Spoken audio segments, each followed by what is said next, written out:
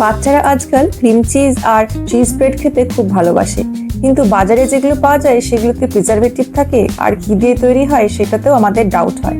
তাই বাড়িতেই বানিয়ে ফেলুন ক্রিম চিজ অত্যন্ত সহজ পদ্ধতিতে আর হেলদি ওয়েতে। তাহলে বাচ্চারাও খুশি আর আমাদের দিতেও আর কোনো অসুবিধে থাকবে না। Welcome to everything in one platter. আজকের recipe healthy cream cheese. Cream cheese বানানোর জন্য আমরা এখানে নিয়ে নেব ফুল ফ্যাট ক্রিম মিল্ক। আমি এখানে 1.5 লিটার মতো দুধ নিয়ে নিয়েছি। ক্রিম চিজ বানানোর জন্য এখানে দুধের সাথে ফুল ক্রিম অ্যাড করতে হয়, কিন্তু আমি এটা যেহেতু হেলদি ভাবে বানাচ্ছি সেই জন্য এখানে ক্রিম ইউজ করব না, কিন্তু একটা জিনিস ইউজ করব যেটা আমি পরে বলবো।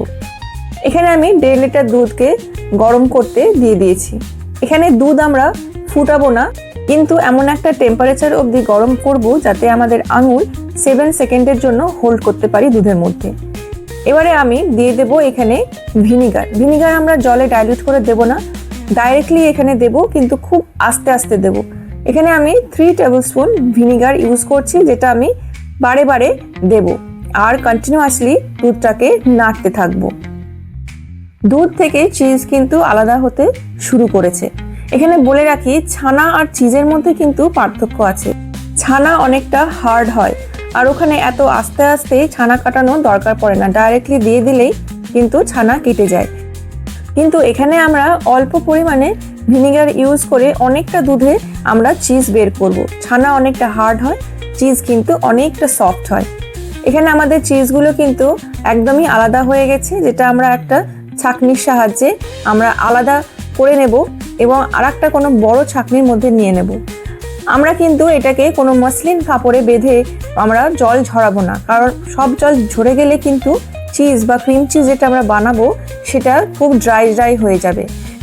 তাই আমরা এখানে একটা ছোট ছোট ছিদ্রযুক্ত স্ট্রেনার ইউজ করব আর স্প্যাচুলার সাহায্যে চেপে চেপে এবং ফোল্ড করে করে এখানে আমরা হাতের মাধ্যমে কিছুটা জল বের করে নেব এবং দেখব যাতে একদম ড্রাই আউট না হয়ে যায়। এটা করতে একটু সময় লাগবে কারণ অনেকটা চিজ আছে। আমি যেভাবে দেখাচ্ছি আপনারা সেভাবেই করবেন। এভাবে নিচ থেকে ফোল্ড করে নিয়ে উপরে চাপ দিয়ে চিজ থেকে জলগুলো বের করে নেবেন। আর এই জলটাও কিন্তু ফেলে দেওয়া দরকার নয়, এটা প্রচণ্ড প্রোটিনযুক্ত জল হয়, তাই আটা মাখতে বা সবজিতেও আপনারা ব্যবহার করতে পারেন। এবারে আমাদের চিজ থেকে জল অলমোস্ট ঝরে গিয়েছে, তাই আমরা একটা মিক্সিং জারের মধ্যে এটা দিয়ে দেব আর দিয়ে দেব 1.5 চামচ বাড়িতে বানানো ঘি বা যে কোনো ঘি। এটাই হলো ফ্রেশ ক্রিমের বদলে ইউজ করা হেলদি ইনগ্রেডিয়েন্ট, যেটা আমি প্রথমে বলেছিলাম ব্যবহার করব। সাথে দেব 1 টিস্পুন নুন। এবারে আমি এটাকে জল না দিয়ে বা কোনো রকম দুধ না দিয়ে মিক্সিতে মিক্স করে নেব, মানে পেস্ট বানিয়ে নেব এবং স্মুথ একটা পেস্ট তৈরি হয়ে যাবে। একটা কোনো বোল নিয়ে নিতে হবে, যার মধ্যে একটু ঘিকে ভালো করে স্প্রেড করে দিতে হবে আর তার মধ্যেই আমরা এবারে আমাদের স্মুথ পেস্ট মানে যে ক্রিম চিজটা বানিয়েছি সেটা আমরা সেট হওয়ার জন্য এর মধ্যেই দিয়ে দেব।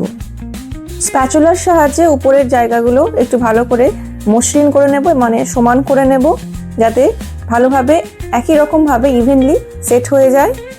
ক্রিম চিজ আমরা স্যান্ডউইচে ইউজ করতে পারি বা ডাইরেক্টলি কোনো ব্রেডের ওপরে লাগিয়ে খেতে পারি, বা কোনো ডেজার্ট যেমন চিজ কেক, এগুলোতেও আমরা ডাইরেক্টলি ইউজ করতে পারি।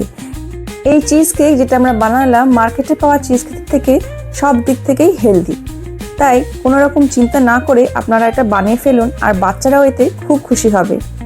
এবারে এটাকে আমরা একটা ক্লিনস র্যাপ দিয়ে ভালো করে লাগিয়ে দেব। ঢাকনা লাগানোর আগে ক্লিনস র্যাপটা লাগাতে হবে যাতে ভেতরে জল বা বরফ জাতীয় এগুলো না জমে যায়। আর এটা চিজ কেকের ওপরে একদম সেট করেই লাগাতে হবে। এবারে একটা ঢাকনা দিয়ে ঢেকে প্রায় 2 থেকে 3 ঘন্টার জন্য ফ্রিজে রেখে দিন। ডিপ ফ্রিজে রাখবেন না, ফ্রিজে রাখতে হবে। আর 2-3 ঘন্টা পরে আমাদের ক্রিম চিজ একদম রেডি হয়ে গেছে এই খাওয়ার জন্য। এবারে একটা স্পুনের সাহায্যে নিয়ে কোনো ব্রেডের উপরে এটাকে স্প্রেড করে নিয়ে তার উপরে একটু অরিগ্যানো আর চিলি ফ্লেক্স দিয়ে খেতে একদম দারুণ লাগে। তাই বাচ্চাদের ব্রেকফাস্টও একদম হেলদি ওয়েতে রেডি হয়েই থাকলো। আর কোনো চিন্তা নেই, আপনারাও বানিয়ে ফেলুন আর আমাকে অবশ্যই জানাবেন কেমন হয়েছিল। Thank you.